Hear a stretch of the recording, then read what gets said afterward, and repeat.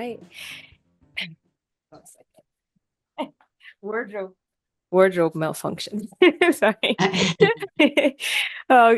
Good morning and welcome to the Poison Honey podcast. I am your host, Manorak of Gray, and here we talk about the bitter truths of life with raw vulnerability, honesty, and a dash of humor. Today I have Dr. Nicole Bradford with me. Welcome. Thank you. Thank you so much for the opportunity. I'm so happy to be here. Yes, of course. I'm happy to have this conversation with you today. And usually I just kick off. I like to say I dive a little bit in the deep right away. So if you may start with introducing yourself a little bit first, and then sharing the story that you would like to share with us today. Okay. Well, I am originally from Austin, Texas. I'm the youngest of six kids. I'm the founder and owner of Maintain the Flame. It's a company that ignites the passion that's within all of us so that we can live an audaciously authentic life. And so I work with individuals one on one. I love to be in front of crowds, speaking to individuals, working with students, counseling or coaching and advocating for others and just helping people reignite that passion within so that they can have the life that they deserve. And maintain the flame was the work Yes. that you do. Yes. So where is the start of it? Like what got you to the point that you wanted to go down this path of um, igniting the spark within people? Or maybe the question is, where was the spark ignited within yourself, right? To then want to Yes. spark it within other people. Well, I think that for me, it started very young. I've always been different than other people. I've had this ball of energy on the inside ever since I was a young girl, but I've always wanted to connect with other people and keep them motivated in life. And so for me, it's just transitioning into the adult world and Hmm. seeing so many people that were burnout or some individuals that were just not at peace and happy with the life that they were living because they had chosen to conform to the world and lay Yeah. down their morals and their values just to fit in. And so at that point in time, I just thought to myself, you know what, let me help reignite them, help them go back and think about the things that they were very, very passionate about because happiness and smiling and that spirit is very contagious. And so Yeah. it's very important to me that I'm able to motivate others so that they can have the life that they deserve. And so was there any point in your life that you experienced this yourself? So burnout or feeling that you chose a path that wasn't necessarily what you wanted, but what society wanted? Mhm. Yes, most definitely. I think we all go through that. And for me, it was just, when I was younger, I had all this excitement. But then as I transitioned to the workplace, standing up for things that people thought that, hey, let's not talk about that. You don't want to get in Mm, trouble. But it was the yeah. right thing to do. Those are situations I encountered. And then also going into my married life with my in laws. My favorite movie is Meet the Fockers, and where they talk about you're not in the in circle. And so understanding that Yeah. I want to establish my traditions. I can respect yours, but I do want to be an individual and live the life that I want and establish things for me and my family and my children. And Yeah. sometimes that's not popular, but you must be at peace with yourself so you're able to move. Yeah, that's I think that's a scary transition. At least I'm not married, but it is something that sometimes I think of, like what if one day I do Mm-hmm. marry and that transition of I guess both people moving away from their family lives and the Mm-hmm. family tradition that they have with their respected families and creating this new tradition. And I also like this movie, and I think it's a good portrayal of like I think it's almost like a pull from both family side because they don't want to lose especially if you're the youngest. I'm also the youngest. Hmm. They don't want to lose their babies, right? And Yes. there's this certain um, maybe projection also from your family, the core families where your parents might have projected a certain life for you, and Yes, you're now actually getting to formulate what is the life that you want, and exactly. um, it might not always match. And I think that's a scary thought, at least for me, and I can imagine that for a lot of people as well. And yeah, I wonder how you handled that. Well, I think just like I said, just being able to say, hey, this doesn't serve Nicole. This is not what I want. And it took some time, but over time, I had to stand up. I'm an adult now. I pay Hmm. my mortgage, I'm paying tuition. There's a lot of things going on, Yeah. and I have to do what makes me happy. And it's Hmm. uncomfortable for individuals, but I do think that it's very important because now all of my kids are adults. And because of Yeah. the things that I have gone through, I would never put my children or their spouses through that type of treatment. So I think Hmm. it's important for the parents to understand they are growing and they're evolving. And if you love your child, you will love new spouse and you will support them because you want them to be happy. They're never going to leave you forever, but Yeah. give them an opportunity to fly, experience life, and build their family unit based on what you have taught them in their lives. And I think that a lot of people take it personal, and it's not something to take personal, but I think we need to celebrate our children as they're maturing as adults and Yeah. welcome in the next person that they're bringing in and offer that love. And it would make a huge difference in your family unit because you're not losing a child, you're Hmm. gaining a family member. And again, Yeah. it goes back to perspective. It's all in your perspective. And you have the ability to make that a positive situation or a negative situation based on how you respond. And so, as I look forward to my daughter in law and my son in law, I will Yeah. make sure that this is a great experience for them. And I'm welcoming them into my family. And I'm looking forward to gaining another son and gaining another daughter and being able to love on them and support them because that will help my relationship with my child. Yeah, as I'm hearing, I was like, I wish, I'd rather, that more parents were like this and realize this. I always say I had, many, aside from my mom who birthed me and raised me, I always had a lot of other mother figures around me. Mm-hmm. And I would say that my mom's style of loving was very, in a sense, controlling, but um, not coming from a negative place, just very like, maybe protective and wanting you to do good and have a good life. But um, that method didn't really work on me, right? Because I that made me go a bit rebellious because I was like, I need to decide my own things, and Exactly. one of my other mother figures said, well, she realized that yes, she gave birth to her sons, but they're not her properties. And I definitely felt at times that I was being treated as if I was property, and I don't think she meant to. Um, Mhm. but when that other my other mother said that, um that is really when I realized that's the thing that I had issue with.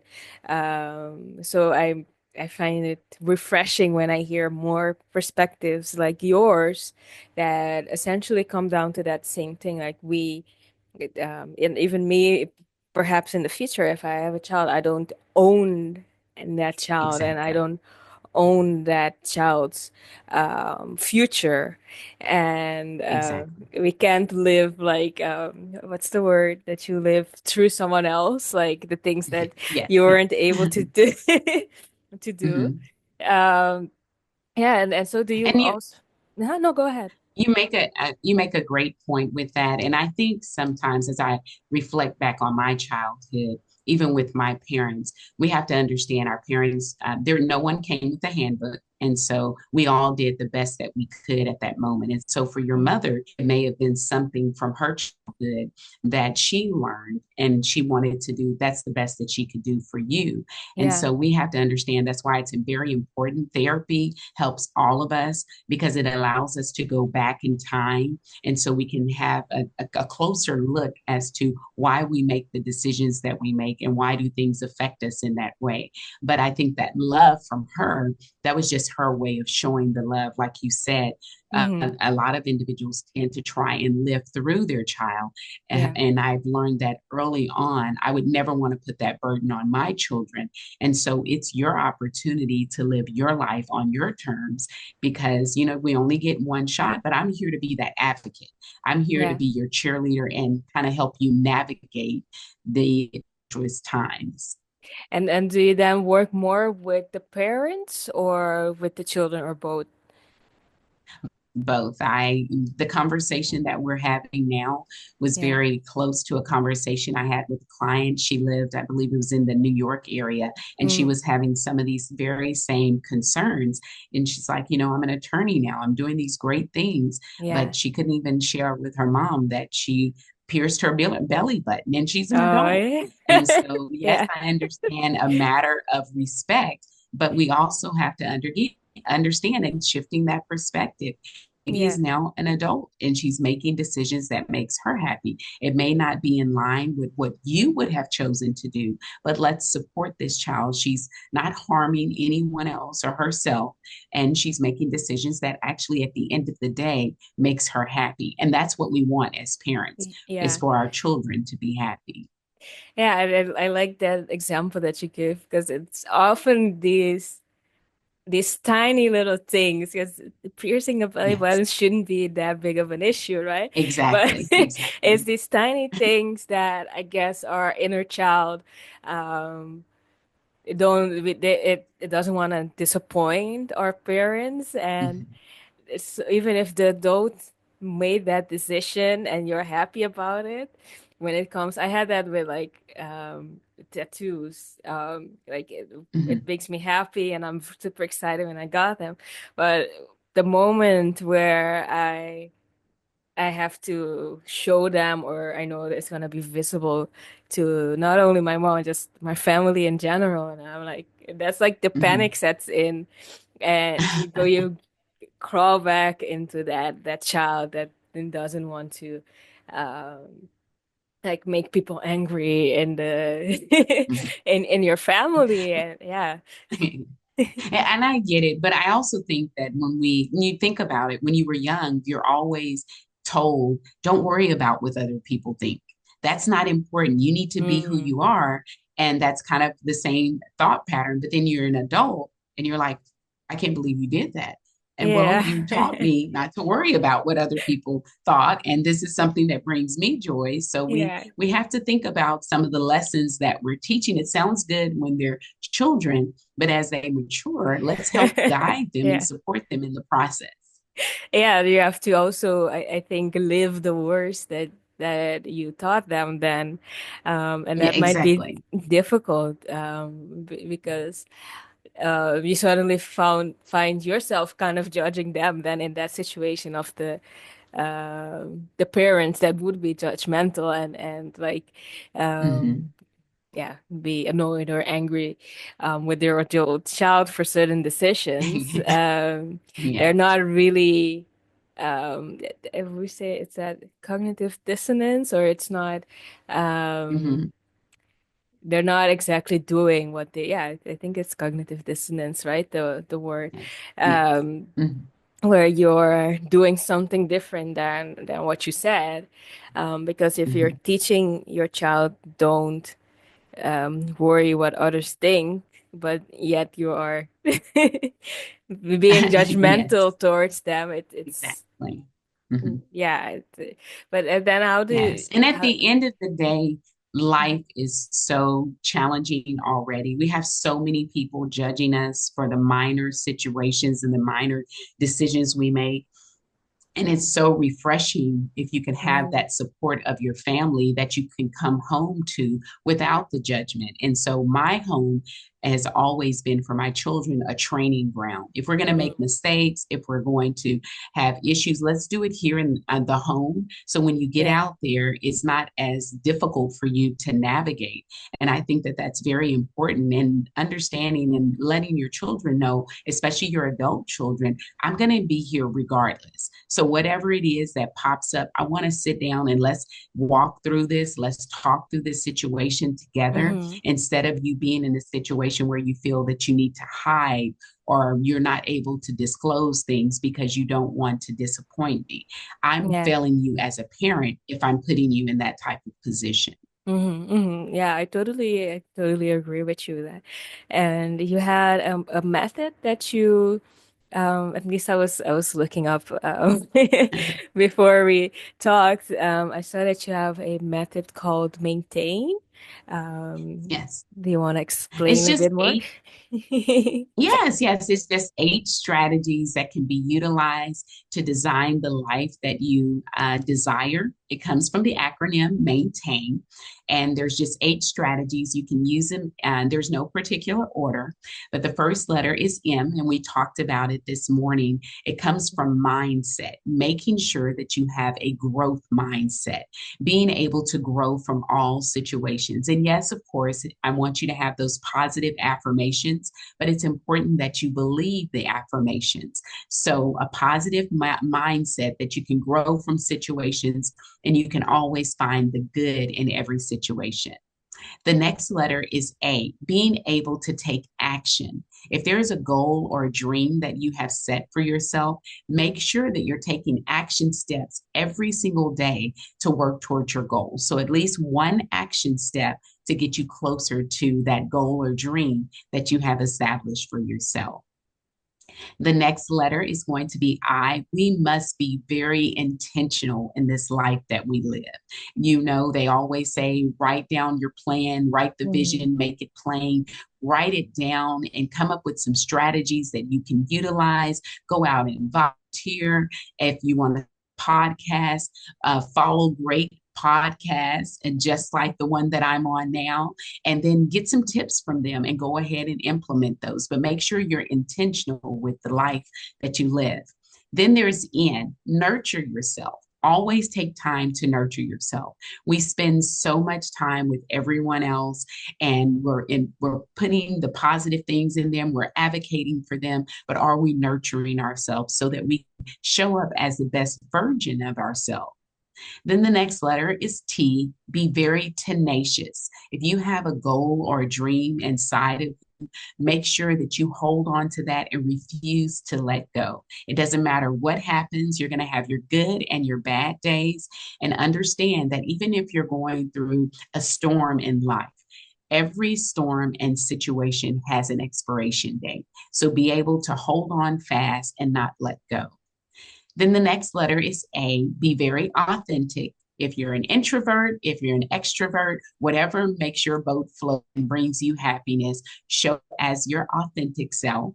And then there's the letter I. Make sure you have integrity in everything you do, especially in the world now where any and everything goes, and people tend to try to judge every situation. Make sure that you're holding on to your morals and your values that you have on the inside. And then the last letter is just N. Come up with your non-negotiables. Set those healthy boundaries. Come up with your non-negotiables so that you can have a life that you have no regrets. Thank you so much for explaining that to us. Yeah, I like it. I was like, Thank you. it summarizes a little bit what we've been talking about. Um, Mhm. that you um kind of live your true self is what I would summarize it in my own words, like live your truths and dare to take action towards what it is you really desire. And like the authenticity, I think especially as you were saying, whether you're an introvert or extrovert, that's something that I Mhm. had a lot of issues with in the past because I am more introverted, and I found that I often attract extrovert friends, which is the funniest thing. And Mhm. I don't mind, and usually we are very respectful of each other, but there are some that I've found that really try to push me to be different Mhm. than what I was, and that um, really try to project, oh, because you're an introvert, then you must not have a backbone, for example, right? Yeah, Like you must not exactly. be Yeah, able to defend yourself, which is not true. Just because exactly. you know, just Mhm. because I'm not as loud as you does not mean that I will Yes. allow you to do certain things. But then Mhm. that showed me the non-negotiables that I should be. So they were there, but I might have not Uh-huh. vocalized them as much. And now I'm definitely much more vocal about, what are my boundaries. So yeah, I recognize my own journey. I say all that to say that I recognize my own journey in your in your I love it. method. That's Yeah. perfect.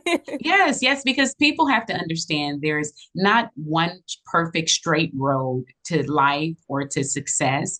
And as long as you're able to, like you said, you may be an introvert, you have a different method, it's still effective. I don't have to scream and yell to make a point. I can be very Right. direct and kind at the same time and get the same message across. So I think a lot of people tend to believe if you're not doing it my way, you're Mm, not doing it the right way.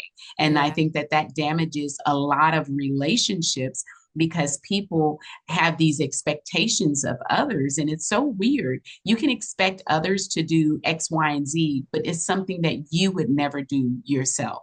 Yeah. So you have to be okay in what you're doing because the advice and the opinions of others, it always changes. It sounds great when it applies to you, but they would Hmm. never apply it to themselves. So be able Right. to stand in your truth, knowing that I love myself and I am okay just the way that I am. And you can take that advice and apply it to your life. But I think I'm going to pass on it for today. Right. Yeah, and I think often we maybe don't want to offend someone because they've Yeah. taken the time to listen to you, and they're trying to give you advice. And Mhm. so what I've learned, and I'm not saying I always do it, but when I remember to do it and someone comes to me and they want to vent, or like you just Mhm. say something that they're going through and just share that with me. Sometimes I would ask, like, do you want me to listen or do you want my Very. advice? Mhm. Because I noticed that I get annoyed when people start Yeah. giving me Exactly. an opinion when I just had to say it out loud Yes. to form my own conclusion of what I have to do. Mhm. But some people really, I start treating you as a little child. And I say, well, Exactly. thank you for recognizing that my inner child is hurt. And but it's not up to you to handle the situation for me because Correct. um, I am an adult and I can take care of that. So that was for me a very eye-opening thing because I went through different therapists, and um, one of them really, and this is an afterthought that I had once I had the proper therapist for me, is that the one before her was treating me as a child. And because maybe she Mm. recognized the inner child was hurt, I was traumatized. And so I was really reactive from that hurt inner child.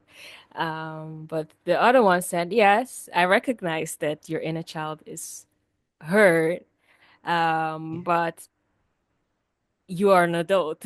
So what That's would right. you do Yes. differently as Mhm. an adult in that situation, or how would you protect your inner child in that situation? And that really helped. So I am convinced that a lot of times. which circles back to what we've been talking about it. Like the mom, you've become your own mother in a sense. Yes. You take over from your mom, and then, yeah, it's up to your parents to then treat you as that adult that you've become. Is that a good summary of it? That is perfect. And I love it. And that shows your strength and that shows your non negotiables that you won't allow others to talk to you in a certain manners. And it shows that you are valuing your authentic self. Of course, you Mm, didn't have to yell and scream, but the way that you right. articulated that was very clear and very powerful. And you were able to get your point across. I loved it. I think it's amazing. And I think more people need to believe in themselves enough to be able to say that. And that you're saying it now. I know for me, I became a supervisor at a very young age. And some of the things that you're saying, you can just imagine the things people would say to me and how they would talk to me. And I'm like, are you kidding me? And so, and Right. so many times it'll be like, you're the age of my child, and you can't Yeah. tell, no, I'm sorry, I am your supervisor, and I'm sorry I'm Yeah. young, but this is what we're going to do, and this is how we're going to proceed. So they were the one that was having the challenge that how Mm-hmm. can this young person, number one, be my supervisor, but number two, have to direct me and tell me what to do. But I had to be okay with Nicole to know, and this was in the early 2000s, that, okay, I may be young, you're Mm-hmm. right, but I'm still your supervisor. So let's work Right. together and let's come up with a agreement. We're going to agree to disagree, but this is what I need for you to do. Yeah. And I had to stand in my truth. It was difficult at times, but you have to be able to stand strong and know that you're doing what's right. Yeah. Yeah, that's very impressive. Yeah, and I can imagine because we have this hierarchy. I mean, the society is pretty hierarchical. I sorry, I'm messing up the the language. We have a lot of hierarchy in just in our cultures, and I think that is one of the hierarchies that we are embedded in. That there's someone older than you. You need to have respect Yes, for them. They know better. yes. You have to follow their order. So yeah, I can imagine then that for them it's like some kind of shift in how Mhm. they saw it. But how did they, once you stood your ground, and how did they proceed? It took some time. I believe that they just wanted to see me in action to see if Mm, this is just a person that talks a good game or is she actually able to supervise a mm-hmm. division. And so over time, they were able to see that, wait, maybe it's not as bad as I think. She actually knows what she's doing. And not only that, always when I'm in a supervisory position, relationships are everything for me. And so just Mm-hmm. because this particular individual had that issue, I wanted to get to know them on a personal level. It wasn't just about the job. And when that Mm, individual knew going to show up, hey, she's actually concerned about me, my health, my family life, things outside of work, she yeah. was able to come in closer and say, hey, this Nicole kid is not too bad, even though she thought I was a quote unquote kid. Right. Yeah.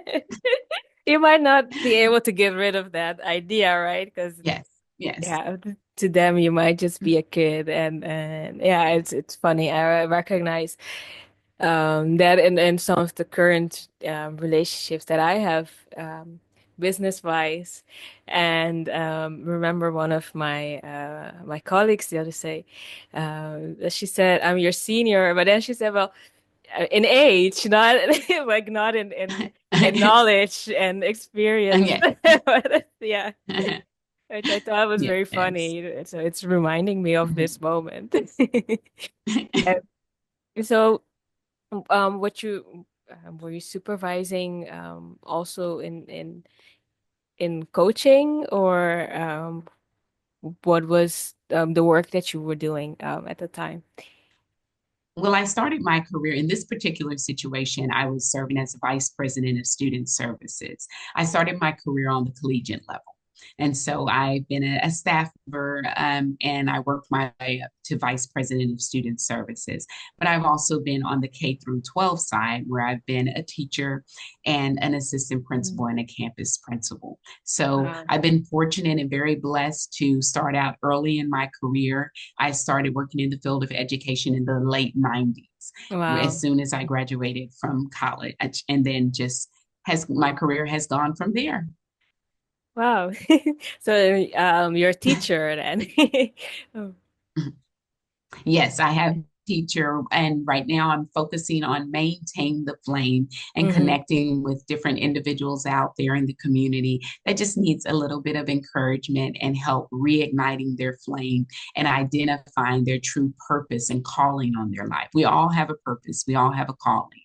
And a lot Yeah. of people believe that to get to that purpose and calling, it shouldn't be difficult. It should be super easy. I know what I want to Mm. do and snap, it should be done. But they have to understand that in growing up, when you grew up from age all the way up, there were growing pains. You had good times and bad times. And that's Mm-hmm. the same thing with our purpose. There is pain in the purpose, but that pain is going to help birth something amazing. So you Right. just have to trust the process and go through it. Yeah, I completely agree with you. Again, recognizing my own process. Sometimes I get very so I'm an entrepreneur, and sometimes I get Mhm, very frustrated, right? With yeah, the clients and these things. But I'm like, well, mhm. you want to do this, so you gotta That's right. you got to be there for your clients as well. And that's where I think the taking care of yourself also that you Mhm. mentioned before comes in handy because it can be frustrating at times, that you can take some time to whatever you like, pamper yourself, Netflix, Yeah. or you know, all of the Yes. above also. But yeah, you need that moment, and I think that is also something that we have to unlearn culturally is that we've gotten really in a culture of being busy, and you have to show that you're kind of efficient and producing Mhm. things the whole time. But Yes. we need to relax as well, and sometimes if you don't take that time to relax, that's when you get the burnout, as you were saying before. um yeah, because you need to, we're not machines. We're not like That's right. the AIs and the, the robots and these things, which Mhm. and they need energy. We just recharge in different ways. That's right. Yeah. And how long have you been doing the maintain the flame? I believe it's going on almost 8 or 9 years now, a couple of Wow. years, and I've enjoyed it. Yes, it's a lot of fun. Yes, keeps me excited. I've been able to connect with individuals all over the world. I've spent some time in Atlanta, Georgia. It's a great group of individuals out there. They have a group of women business owners, and we Mm-hmm. support each other and keep each other lifted up. So it's been cool. Nice. We also have a group of women business owners here, which I recently joined. So I just keep seeing similarities in our in our Mhm. journeys and Yes. in our stories. Mhm. Um, is there anything else that you would like to share before we round off? I would just love to be able to connect with everyone, and you can find me. And my website is www.maintaintheflame.net, all one word. And my new book, My Soul Is Not for Sale, you can pick it up at Amazon or Barnes and Nobles. And I also have copies available at my website. But I truly have enjoyed the experience, and thank you so much for the opportunity. Yeah, thank you. I'm happy that you enjoyed the conversation. I did too. And I hope that people that may be in need of the tool can use your maintain tool to in their growth process. And yeah, also I think as I said. Um, so authenticity, don't get burned out, and That's set your right. boundaries. I think I would summarize it. And Most definitely. yeah, and just take responsibility for your life as much as you can, right? Right. Yes. I mean, the other side of that is always, external things that we can't control, but Control. there's still things that we can control, and yeah, whatever you can control, you do so. That's right. So yeah, thank you so much for joining me today, Dr. Nicole. Thank you. Um, I say until next time on the Poison Honey podcast. Okay. Bye. I'm Bye. just stopping.